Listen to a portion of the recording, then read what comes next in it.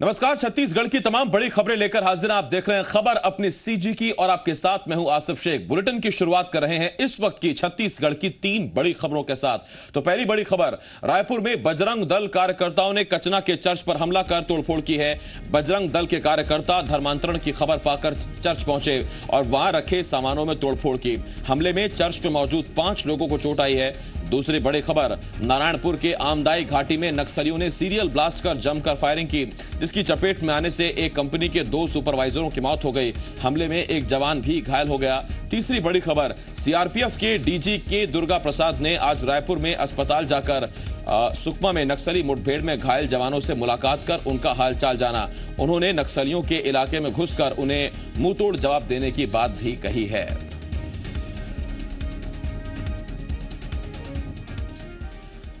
रायपुर में एक चर्च में बजरंग दल के कार्यकर्ताओं पर हमले का आरोप लगा है। कचना इलाके में यह हमला उस वक्त किया गया जब रविवार होने की वजह से 100 से ज्यादा महिलाएं और बच्चे प्रार्थना के लिए यहां पर इकट्ठा हुए थे। चर्च में मौजूद लोगों के मुताबिक कुछ युवक नारा लगाते हुए लाठियों और चाकू से लैस होकर सीधे चर्च में घुसे और वहां मौजूद महिलाओं और बच्चों से मारपीट शुरू कर दी। इस हमले में 4 महिलाओं को चोट आई है। इन युवकों ने चर्च में रखी कुर्सियों और सामानों को भी जमकर नुकसान पहुंचाया। युवक आधा घंटा तक चर्च में तांडव मचाते रहे। इसके बाद ये युवक यहां से चले गए। वहीं मौके पर पहुंची पुलिस ने हमला करने आए युवकों की 3 बाइक जब्त कर केस दर्ज कर लिया है।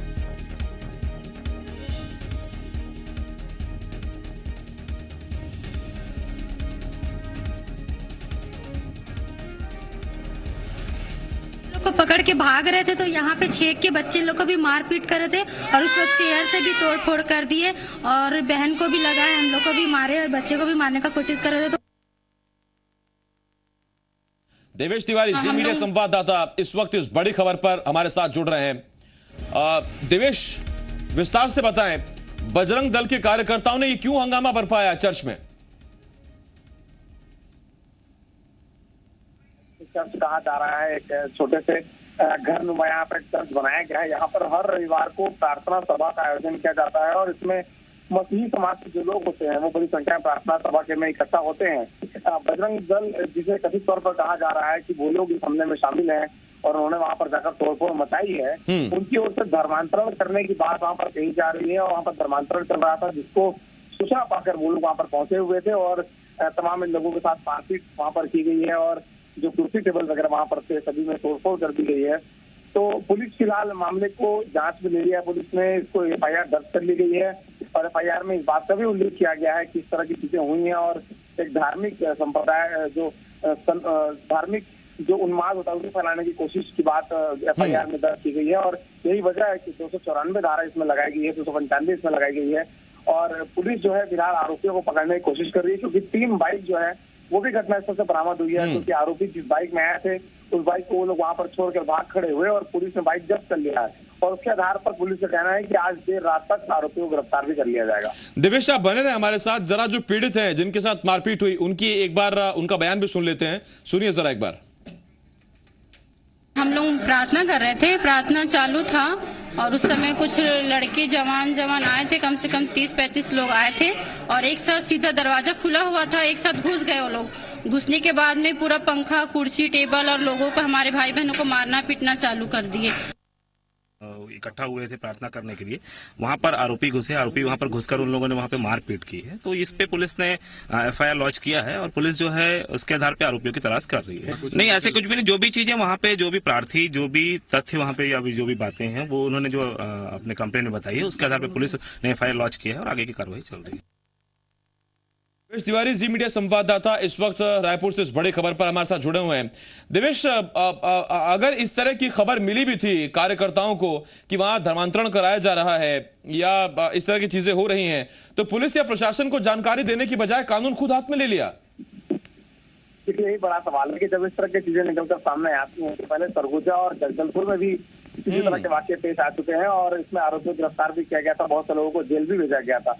इसके बावजूद इस तरह की चीजें जो है वो सुधर नहीं रही हैं। कभी वैलेंटाइन डे के नाम पर, तो कभी इस तरह से धर्मांतरण रोकने के नाम पर खुद समाज की जो व्यवस्था है उसको अपने हाथ में इस तरह के लोग ले लेते हैं और पुलिस को बताने की बजाय, पुलिस से कार्रवाई की मांग करने के बजाय सीधे तौर पर कानून अपने हाथ में लेकर तोड़फोड़ करना है, मारपीट करना है, किसी मायने में जायज नहीं कर सकता। और ये वजह है कि पुलिस ने इस मामले में तत्परता दिखाई है और तत्काल जो इस मामले में FIR दर्ज कर ली गई है और इंतजार किया जा रहा है कि जो आरोपी है उनको ट्रेस किया जा सके, आरोपियों को गिरफ्तारी की जा सके। बहुत शुक्रिया देवेश इस तमाम जानकारी के लिए। देवेश तिवारी, जी मीडिया संवाददाता, इस वक्त रायपुर से इस बड़ी खबर पर जानकारी दे रहे थे। पुलिस दावा कर रही कि बहुत जल्द आरोपियों की गिरफ्तारी कर ली जाएगी, क्योंकि जो आरोपी वहां पर पहुंचे थे, कार्यकर्ता पहुंचे थे, वो अपनी मोटरसाइकिल छोड़कर ही भाग गए थे और ऐसे में 3 मोटरसाइकिल पुलिस ने जब्त कर ली हैं। उधर नारायणपुर के आमदाई घाटी में नक्सलियों ने सीरियल ब्लास्ट कर जमकर फायरिंग की, जिसकी चपेट में आने से जायसवाल निको कंपनी में काम करने वाले 2 सुपरवाइजर्स मनीष और अजय की मौत हो गई। इस हमले में एक जवान भी घायल हुआ है। नक्सलियों और पुलिस के बीच आधा घंटे तक फायरिंग हुई। बाद में पुलिस को भारी पड़ता देख नक्सली वहां से भाग खड़े हुए। नारायणपुर से 46 किलोमीटर दूर ओरछा मार्ग पर आमदाई घाटी में जायसवाल निको कंपनी की तरफ से लौ अयस्क खनन का काम किया जा रहा है, जिसके लिए सड़क निर्माण का काम पुलिस की कड़ी सुरक्षा व्यवस्था के बीच चल रहा है। छोटे डोंगर के आमदाई घाटी के लौ अयस्क खदान का विरोध नक्सली आगजनी और कैंप पर फायरिंग करके कर रहे हैं। इस बार नक्सली बड़ी घटना को अंजाम देने की फिराक में थे, जिससे जवानों की मुस्तैदी ने नक्सलियों के मंसूबे पर पानी फेर दिया है। सीआरपीएफ की डीजी के दुर्गा प्रसाद ने आज रायपुर में अस्पताल जाकर सुकमा में नक्सली मुठभेड़ में घायल जवानों से मुलाकात कर उनका हालचाल जाना। सीआरपीएफ की डीजी ने बताया कि सभी जवानों को सही इलाज दिया जा रहा है और 5 जवानों को बेहतर इलाज के लिए दिल्ली ले जाया जाएगा। उन्होंने दावा किया कि जवानों के हौसले बुलंद हैं और नक्सलियों के खिलाफ लड़ाई में सरकार से हर तरह की मदद मिल रही है। उन्होंने नक्सलियों के इलाके में घुसकर उन्हें मुंहतोड़ जवाब देने की बात भी कही। आपको बता दें कि सुकमा में नक्सली मुठभेड़ में 3 जवान शहीद हो गए थे, जबकि 13 जवान जख्मी हुए थे। ये एक्सक्लूसिव तस्वीरें हम आपको दिखा रहे हैं जब सीआरपीएफ के जो डीजी हैं वो वहाँ पर पहुँचे हैं जवानों से मिलने के लिए और एक्सक्लूसिव बातचीत की है सीआरपीएफ के डीजी ने। सुनिए ज़रा। ये डॉक्टर्स सब ने सबको देख लिया है और ऐसे तो कोई केसेस नहीं जो क्रिटिकल हैं। हाँ, वैसे तो 5 ऑफिसर्स और जवान ऐसे हैं जिनको और भी एडवांस्ड और सेकंड ओपिनियन के लिए हम दिल्ली ले जा रहे हैं, लेकिन बाकी सब जो है अच्छा ट्रीटमेंट चल रहा है यहाँ पर। कभी पहले नहीं हुआ था कि हम उनके इलाके में हम घुसकर आए हैं और ये ऐसे एरिया है जहाँ पर हमारे प्रेजेंस भी नहीं है, उस तरह के एरिया में हम गए हैं और बहुत अच्छा कार्रवाई करके आए हैं। ट्रू, हमारे जवान कुछ घायल हुए हैं, लेकिन हम जिस तरह का मुंहतोड़ जवाब दिया है वहाँ पर, तो उससे उसको काफ़ी चोट लगी है, उनको नक्सल को भी काफ़ी नुकसान हुआ है। सुकमा में नक्सलियों से हुई मुठभेड़ में 13 जवान जख्मी हो गए, जबकि 3 जवान शहीद हो गए। आज सीआरपीएफ के डीजी के दुर्गा प्रसाद ने रायपुर के अस्पतालों में घायलों से मुलाकात की। बताया जा रहा है कि जवानों पर नक्सलियों ने एम्बुश लगाकर हमला किया था। इस हमले में जवान हरेंद्र कुमार साहू भी जख्मी हो गए। उनसे बात की रायपुर से जी मध्य प्रदेश छत्तीसगढ़ संवाददाता कन्हैया शुक्ला ने।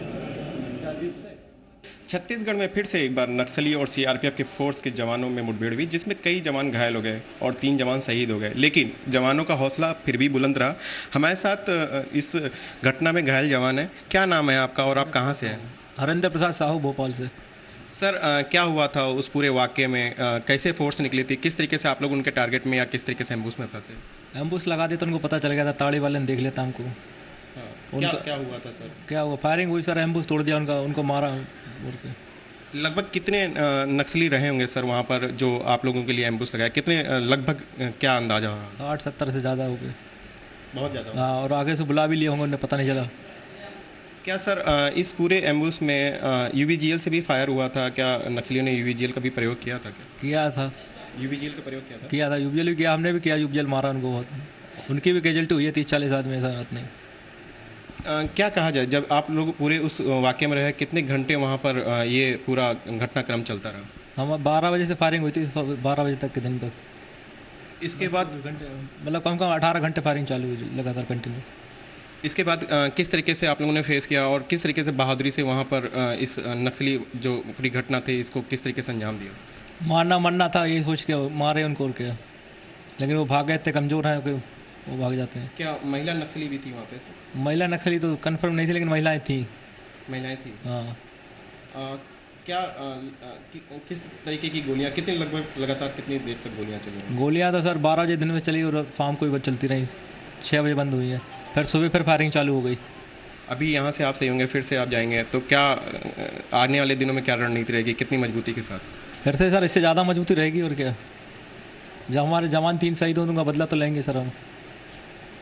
तो ये थे हमारे साथ उस घटना में जो घायल जवान हैं, लेकिन इनके हौसले में कोई भी कमी नहीं है और आने वाले दिनों में नक्सल को ख़त्म होना चाहिए, पूरी जड़ से ख़त्म होना चाहिए, जिसके लिए बहादुरी से नक्सलवाद को ख़त्म करेंगे। कैमरामैन राकेश के साथ कन्हैया शुक्ला, जी मीडिया, रायपुर।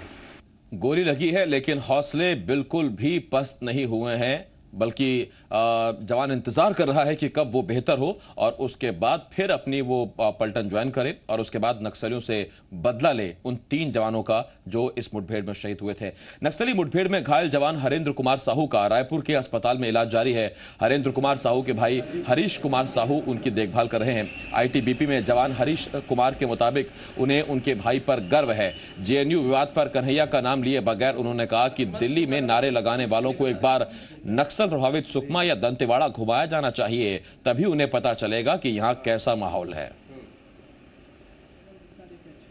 उन लोगों के लिए यही है कि मैं इनवाइट करता हूं कि एक बार आओ, आप देखें, उसके बाद अपनी विचारधारा खुद बनाई जाए आपको कि हम जो वहाँ दिल्ली में बोल रहे हैं सही है, या जो मेरा भाई यहाँ गोली खा के पड़ा वो सही है, या जिनके परिवार में जो लोग बिछड़ गए हैं, जिनकी होली आने वाली, किसी का त्यौहार आने वाला है, उनके त्यौहार का क्या होगा, उनकी होली का क्या होगा, उनके बच्चे छोटे रो रहे होंगे उनका क्या होगा, वो ठीक है, या वो जो वहाँ नारे लगाते हैं वो ठीक है। एक बार आके देखो यहाँ पर आके। बहुत मतलब एक दुखद समाचार भी है और एक खुशी की बात भी है कि मेरे भाई ने इतना अच्छा काम किया है। आज मुझे अपने आप में फ़ख्र महसूस हो रहा है कि जो लोगों की जान बचा के और नक्सलियों से मुठभेड़ में थोड़ा घायल हो गया है। और आगे यही कहूँगा मैं कि मेरा भाई हमेशा फिट ही रहेगा और दोबारा भी ऐसी घटना होती है तो घुस के मार के आएगा। छत्तीसगढ़ के सीएम रमन सिंह ने आज मथुरा के वृंदावन पहुंचकर बीजेपी के युवा मोर्चा के कार्यक्रम में हिस्सा लिया। रमन सिंह ने कहा कि देश के विकास में युवाओं की अहम भूमिका है। उन्होंने युवाओं से राष्ट्र निर्माण के लिए आगे आने की अपील की। मुख्यमंत्री ने कहा, युवा शक्ति की बदौलत पीएम मोदी के सपनों को पूरा किया जा सकता है। आज हम अपने कोई छत्तीसगढ़ या मध्य प्रदेश में विकास खाने बताने नहीं आ रहे।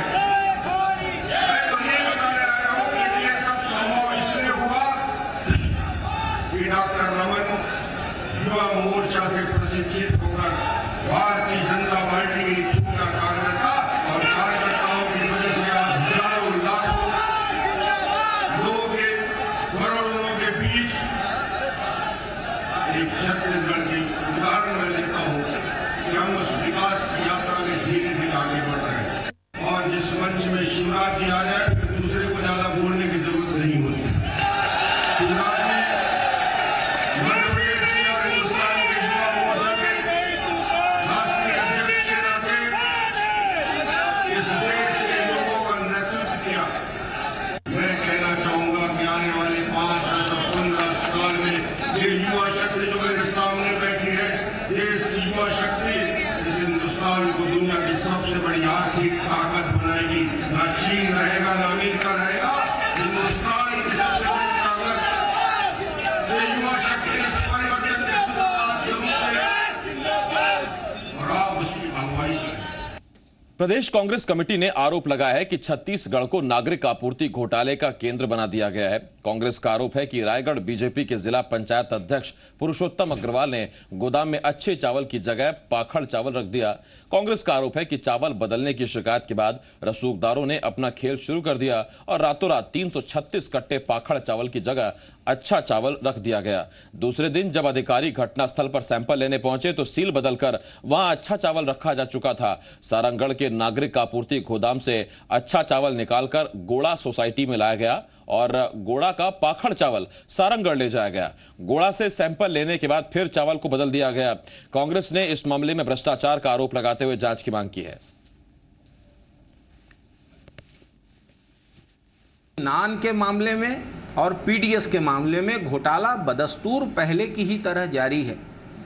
अच्छे चावल की जगह राशन कार्ड धारकों को घटिया चावल पाखड़ चावल दिया जा रहा है और इसमें भारतीय जनता पार्टी के रायगढ़ के जिला पंचायत अध्यक्ष पुरुषोत्तम अजेश अग्रवाल के संलिप्त होने की जानकारी मिली है। इसके सबूत सामने आए हैं। पहले अच्छे चावल की जगह पाखड़ चावल सप्लाई किया गया और रातों रात सील तोड़ के फिर से पाखड़ चावल की जगह अच्छे चावल डालकर नई सील लगा दी गई। इस तरीके का भ्रष्टाचार, इस तरीके का घोटाला छत्तीसगढ़ में चल रहा है।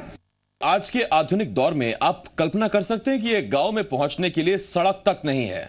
ऐसा भी नहीं है कि उस गांव में नक्सलियों का आतंक है, बल्कि असल में यह गांव सरकारी उदासीनता का शिकार है। जांजगीर चांपा के मोहापाली गांव विकास की रोशनी से आज भी महरूम है। आजादी के 68 बरस बाद भी एक अदद सड़क के लिए तरसते गांव की तस्वीर और उसकी कहानी जरा आप भी देखिए।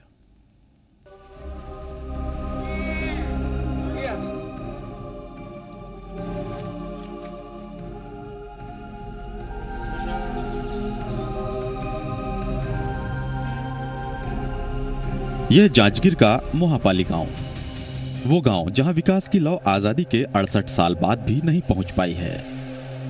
किसी भी इलाके के विकास की पहली जरूरत है सड़क, लेकिन इस गांव तक जाने के लिए पक्की सड़क तो छोड़िए, ठीक ठाक सी एक कच्ची सड़क तक नहीं है। खेतों की ये टेढ़ी मेढ़ी मेढ़ ही गांव के लोगों के लिए गांव से आने जाने का एकमात्र सहारा है। यहाँ आने जाने की सुविधा नहीं है, रोड नहीं है, तो पैदल आना जाना पड़ता है। और यहाँ के लोग स्कूल भी नहीं जा पाते, यहाँ रोड की सुविधा नहीं है इसलिए, और यहाँ के बच्चे लोग अच्छे से पढ़ नहीं पा रहे हैं। हमारे गांव में सड़क के लिए भारी बड़ी समस्या है सड़क के। और जब से मैं शादी होके आए हैं तब से ही समस्या है, आज तक हल हो नहीं पाई से। मोहापाली के बाशिंदों को सबसे ज्यादा दिक्कत आती है बरसात के दिनों में, जब इस गांव का संपर्क जांजगीर के डबरा और दूसरे इलाकों से लगभग पूरी तरह से टूट जाता है। यह गांव डबरा ब्लॉक मुख्यालय से 22 किलोमीटर दूर महानदी के किनारे बसा है। साल 2011 की जनगणना के आंकड़ों के मुताबिक इस गांव की आबादी 886 है। यहां 6 वार्ड हैं, लेकिन तब भी इस गांव तक पहुंचने के लिए सड़क अब तक नहीं बन सकी। हमारे गांव में सड़क नहीं, हमारा आ जाए पर बहुत दुख होते। और कौन कार्य के लिए जाना है तो पैदल जाना पड़ता है, इसीलिए हम सड़क चाहते हैं और हमारे गांव को सरकार ध्यान नहीं दे रहा है। इस गांव से लगभग 3 किलोमीटर दूर मेन रोड है। इस गांव के लोगों की बदहाली का आलम यह है कि यहाँ जब कोई बीमार पड़ता है तब उसे या तो कंधों पर या फिर खाट पर मेन रोड तक पहुंचाया जाता है, जो गांव से लगभग 3 किलोमीटर दूर है। मुख्य सड़क तक पहुंचने के बाद भी मरीज को संजीवनी 108 का सहारा मिल पाता है। गर्भवती महिलाओं को भी डिलीवरी के लिए लंबी दूरी तय करनी पड़ती है। गांव में सड़क न होने की वजह से महिलाओं को महतारी एक्सप्रेस की सुविधा भी नहीं मिल पाती। इस गांव की ये पगडंडियां कई मौतों और रास्ते पर ही प्रसव के कई मामलों की गवाह है। पैदल भी जात हन, गर्भवती महिला ला लेके जात हन तो 102 के लाभ नहीं पा पात हन। हमन 102 गाड़ी हर जब यहाँ ला आए बर इनकार कर देते, तब हमन ओला खटिया में भी बहो के ले जात हन, रास्ता में भी हो जाते हर।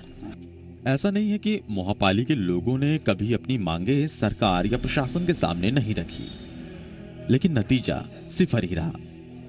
सरकारें बदली, नेता बदले, अधिकारी भी बदले, मगर कुछ नहीं बदला तो मोहापाली गांव की बदरंग तस्वीर।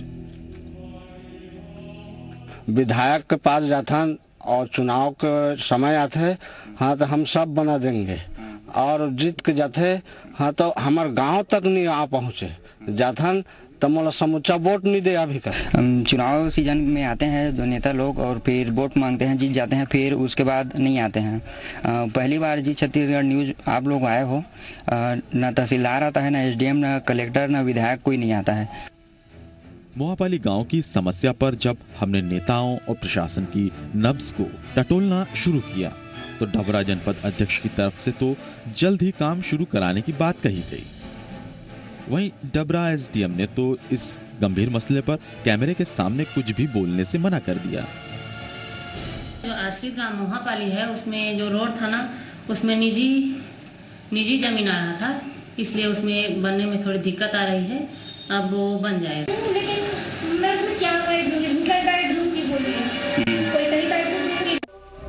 जरा सोचिए मोहापाली के लोगों के बारे में, जहां आजादी कितने साल बाद भी लोगों के पास स्वास्थ्य और सड़क जैसी मूलभूत सुविधा नहीं है। एक सड़क की सुविधा इस गांव में विकास के कई रंग भर सकती है, लेकिन बड़ा सवाल यही है कि मोहापाली के विकास का वो बंद रास्ता खुलेगा कब। प्रकाश शर्मा, जी मीडिया, जांजगीर चांपा। और इस बुलेटिन में अभी के लिए इतना ही।